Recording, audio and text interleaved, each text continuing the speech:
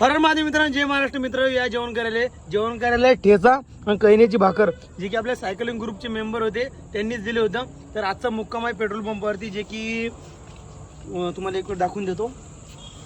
हे पाहू शकता पेट्रोल पंप हा बरमपूर रोड, बरमपूरच्या बाहेर आहे थोडंसं. तर आजचा मुक्काम एका पेट्रोल पंपावर आहे. एक आम्ही ना आज कमी जास्त एक 70 म्हणजे 68 किलोमीटर अंतर काढला. काही जास्त नाही काढलं कारण की थकलो होतो.